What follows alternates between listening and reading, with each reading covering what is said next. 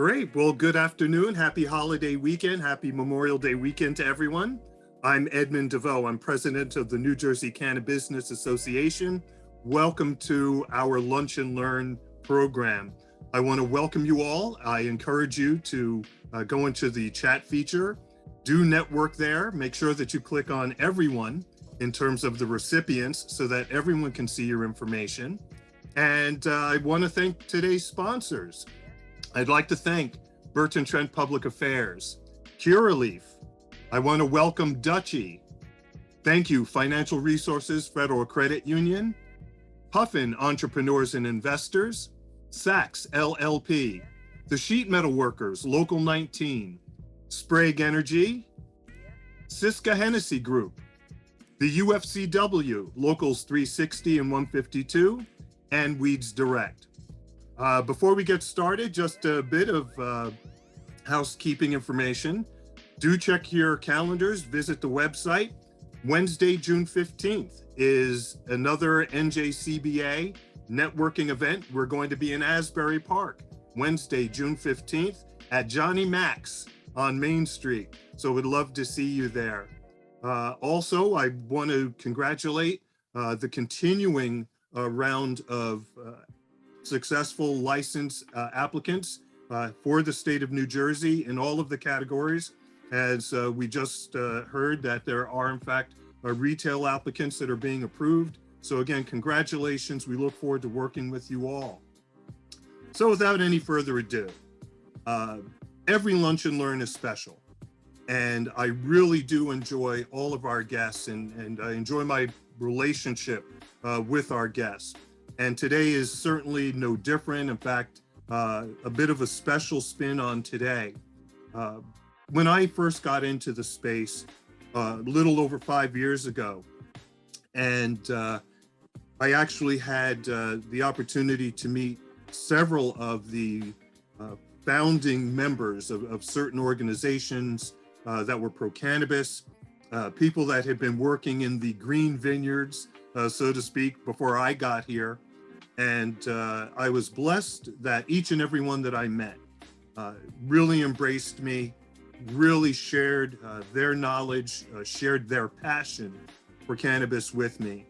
And today I want to welcome Ken Wolski. Ken, you've done an amazing job. Your work with the Coalition for Medical Marijuana in New Jersey, a forerunner to the CannaBusiness Association and several other associations for that matter. Your work is historic, it's noteworthy, and I'm honored that you had the time to join us today. Thank you so much for the kind words, Ed, and I'm very happy to be here, and I'm very happy with all the work that you're doing here too as well.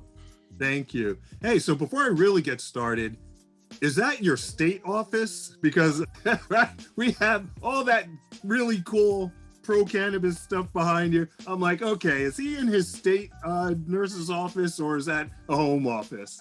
No, I retired from state government in 2006 after 25 years of service with the Department of Human Services and Department of Corrections. This is my home office. This is the statewide headquarters of the Coalition for Medical Marijuana in New Jersey, in my home office here in Trenton, New Jersey. Excellent. Well, Ken, so let's go. You shared you spent a career in state government. A lot of times we wonder, how do people make the transition? What was that defining moment where you said, I'm going to be part of the cannabis movement, especially in New Jersey? What is your defining moment? What was your catalyst? Well, research, I think. And really, Ed, my research began when I was a senior at Trenton High School in 1966. I knew there were a lot of drugs out there, and I wanted to do some research about what were safe drugs and what were not safe drugs. And my research showed me that the federal government was demonizing marijuana, and they were denying the medical benefits of marijuana, and that marijuana was not nearly as dangerous as what they had said. And the research showed that it's been used as medicine for thousands of years, and I determined to try it as soon as I could. So I did become a somewhat of a marijuana activist but that was really part of the cultural revolution of the 1960s that I was very involved with, especially the anti-war activism and women's rights and civil rights, just free speech, the entire gamut of things.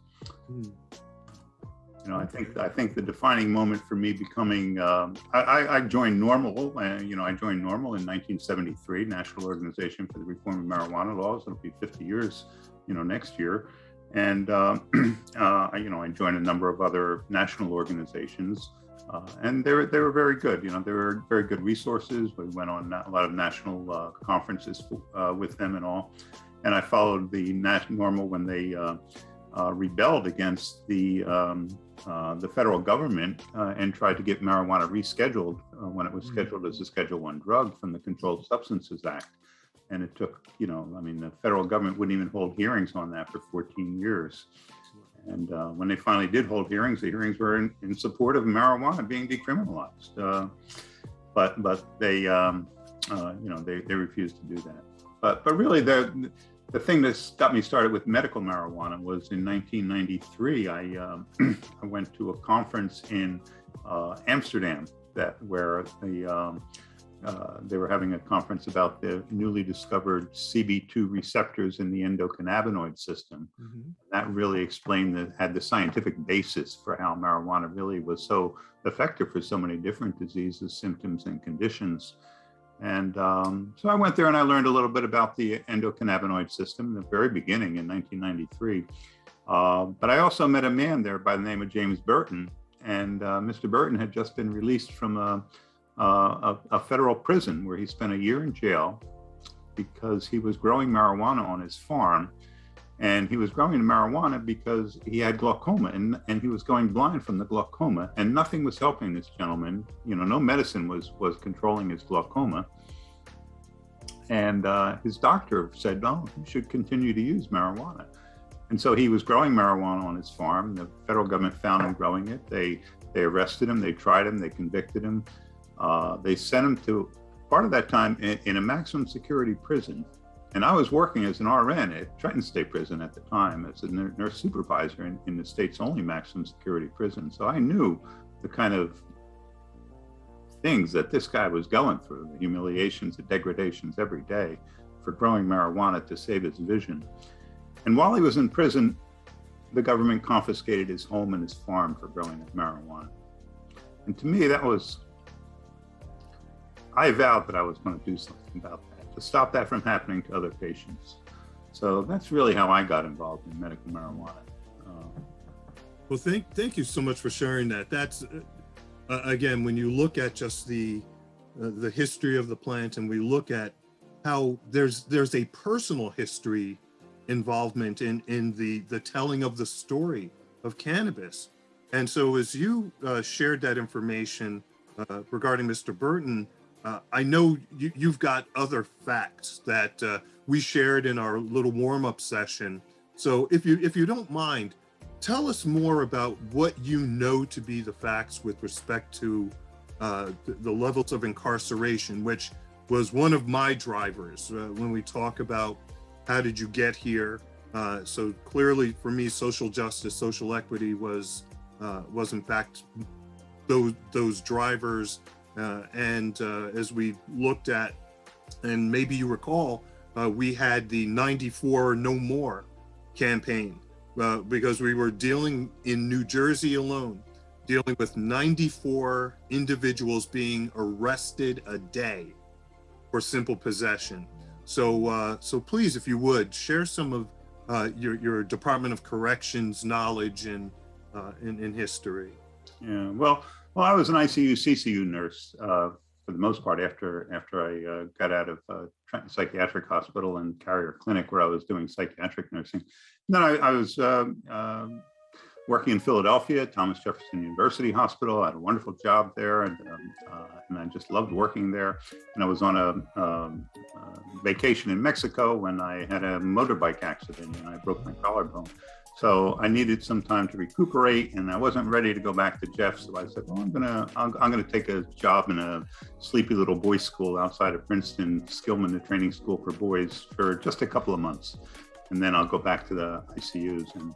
Well, they make a long story short, I stayed there for 22 years in the Department of Corrections in a variety of roles.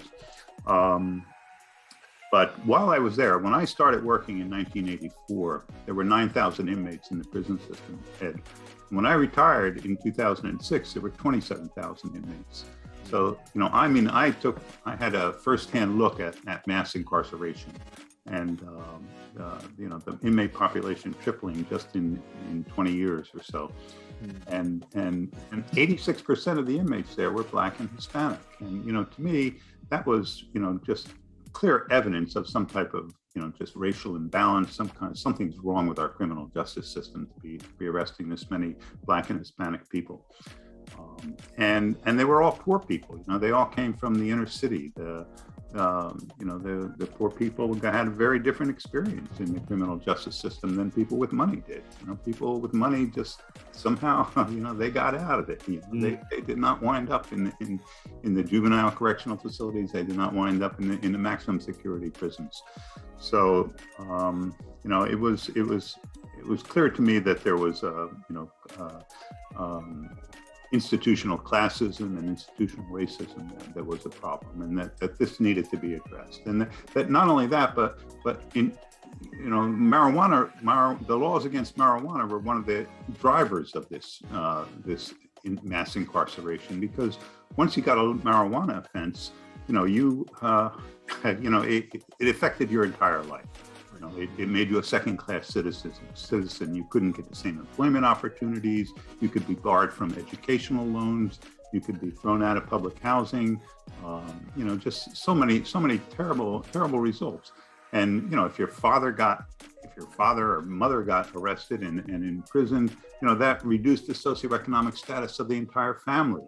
And when you see this happening again and again in the inner city, it has a devastating effect on the inner city culture. To just be lowering the socioeconomic status, lowering the educational ability, it was terrible. Something had to be done about this, and so that was one of the drivers. That was one of the main drivers of our decision to endorse legalization of cannabis, and we came around to that in 2014. So we worked for about 7 or 8 years before marijuana actually got legalized on that. But also because of the tremendous therapeutic ability of marijuana. Marijuana can help with so many different diseases, symptoms, and conditions that it just has just tremendous therapeutic ability. And so many people use it and they think, oh, well, I'd feel better. But they don't realize that, maybe they have an actual diagnosable condition that has never been diagnosed or treated. And, and now they find their quality of life is improving because they have access to cannabis. So anyway, I hope that answers your question. It does. No, I love it, Ken. So now here we are, and we're talking about legalization. So a lot of states took the path of, let's do medical marijuana program first before we go to adult use or recreational. So was there a deliberate or conscious effort to go medical first in your mind, to go medical first, establish the medical marijuana program, which, when you look at the debilitating diseases that were pre-2018 and expansion of the program it started off very small, right? There were only 3 diagnosable conditions, and then it got expanded, which absolutely made sense. But going back to the original question, was there a conscious effort, do medical first, get it established, and then move forward? Well, I've been an advocate for marijuana reform since the 70s. So, I really thought that marijuana was going to be legalized by the late 70s. Some states had already been decriminalized it, like Oregon, and people and states were beginning to pass these medical marijuana laws that respected the research, but were not actually making medical marijuana available to patients. So, like even in New Jersey in the early 80s, we passed the New Jersey Controlled Dangerous Substances Therapeutic Research Act that was designed to protect patients who were involved in federal research studies. But there has never been a federal research study on marijuana in New Jersey for any reason. So that law was meaningless, basically, as it was in most of the other states that passed it. So there was a crying need to get the patients off the battleground of the war on drugs. That was our mantra. In the back of my mind, yes, I did believe that as marijuana, as more people began to see the effects of marijuana and how it could help the most vulnerable people in our population, the cancer patients and AIDS patients and children with seizures, that they were going to realize that the federal government's exaggeration of the dangers was just misinformation. Mm-hmm.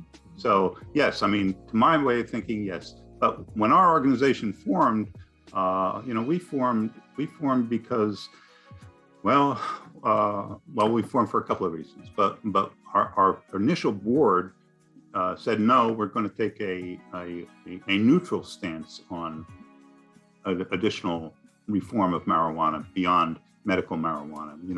Some of the people who support us have no interest in legalizing marijuana.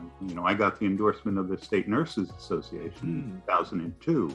And, they didn't have any position on legalization of marijuana, but they recognized the need for patients to get access to it when it was recommended by a physician, and that these patients should not be criminalized. They should not be penalized for following a doctor's order, for one thing. So some people did have in effect that they believed, and myself included, I believe that yes, we would further the cause of a more rational policy towards cannabis, if more people had access to the medical benefits of it. So yes, I would have to say that was true for me. Okay. I had an opportunity early on when I was a policy advisor to the CannaBusiness Association. I was invited to speak at the Academy of Family Practitioners. They had their annual conference in Atlantic City, and I went, and I was a keynote speaker, and I gave more or less the federal background, the federal history.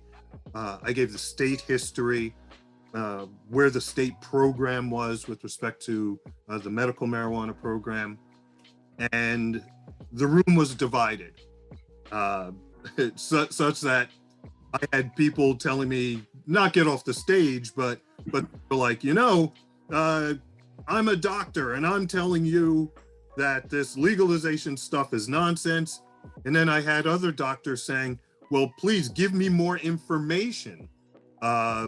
Give me more information so that I can begin to make recommendations for cannabis use. So what was your experience with maybe that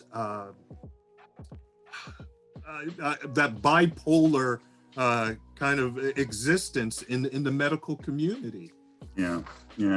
Well, I was quite disappointed with most of the physicians in the state of New Jersey, quite frankly, and the national organizations of physicians. The American Medical Association still does not endorse any of the 37 medical marijuana programs in the United States.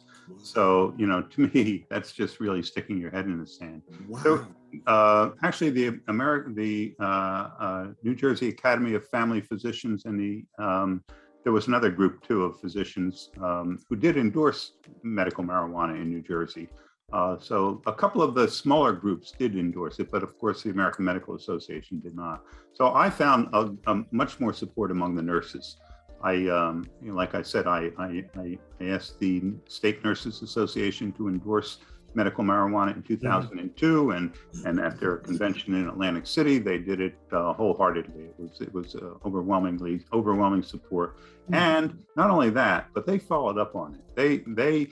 They testified repeatedly during the 5 years that the medical marijuana bill was in the legislature in support of this bill, and it was very rare to get any doctors who would support the medical marijuana bill. But the nurses were wholeheartedly in support of it. And that's 100,000 nurses. And we are the most trusted profession in the United States, according to Gallup polls. And we were the largest group of healthcare professionals. There's over 100,000 RNs in New Jersey. And there's only about 30,000 doctors. And then in the next year, in 2004, the American Nurses Association endorsed medical marijuana, and they said it was a patient's right to have it. And to me, that they went even further than the State Nurses Association. So, I was just very pleased to be a part of that. And to, nurses are supportive, they're non-judgmental, patient advocates, and they will go to bat for patients, when they see patients being mistreated. I'm really sorry. I'm really disappointed in the physicians, quite frankly, and the positions that they have taken and they continue to take in opposition to medical cannabis. They say that they're opposed to it because it's not FDA approved. But when they say that, I don't know that they are, are they aware that the federal government has been blocking the only kind of studies that will lead to FDA approval? That they never had enough marijuana to ever conduct these large-scale clinical trials, double-blind, placebo-controlled clinical trials that have to be done before you get FDA approval. That's if some small-scale studies have been done that would normally lead to the large-scale studies and then to FDA approval, but that's, to me, it's a cop out that the doctors are taking when they say they don't support it, and they actually insult patients sometimes by laughing at them when they ask for medical marijuana. So I mean, I've had terrible stories from hospice patients who would say, I'm in a hospice. I asked my doctor if I could get medical marijuana because I qualify in the New Jersey program. And the doctor told me, if you want marijuana, go find yourself another doctor. And they walked out. Just really terrible stories like that, Ed, that I've heard repeatedly from the physician community that really should change. Wow. That's something. Two things that you said, I just want to quickly comment on. One being nurses being the most trusted profession, according to Gallup. I could have sworn it was going to say members of Congress, but the notion of nurses, and in fact, when you look at any type of movement that is looking to gain rights and kind of level the playing field in any number of cases, do you think that your profession, nurses, because you are on, let's say you're on the battlefield, right? You're closer to the patient. You have that first interaction. Do you think that had a lot to do with the position of the association, Nurses Association, saying, you know what, we get patients because we actually don't have the God complex. We actually are working directly with these people and we get it. And so you become more sympathetic, if not empathetic. Do you think that had something to do with it? Yeah, absolutely. I became a nurse in '76, and I would typically ask my colleagues, did they believe that, marijuana has therapeutic abilities? And they all said yes. There wasn't anybody who would deny it. The funny thing is, certain physician groups are supportive of it. They say there was a study done in 1970 that said 44% of oncologists recommended that their patients use marijuana illegally. Now, the problem is that they wouldn't go on record as saying that. They wouldn't put it in the patient's chart, and that's one of the ways that we first got started with. A friend I was playing tennis with right after I met Jim Miller, and we started the coalition, and we were playing tennis and having a beer at the Princeton Racket Club, and he said, "Ken, what do you know about medical marijuana?" And I said, "Well, I know a little bit. What do you want to know?" And he said, "Well, my son is this rare form of stomach cancer. He's in Columbia Presbyterian Hospital, and the doctor said I should get him marijuana." But he said it off the record. He wouldn't go on record as saying that.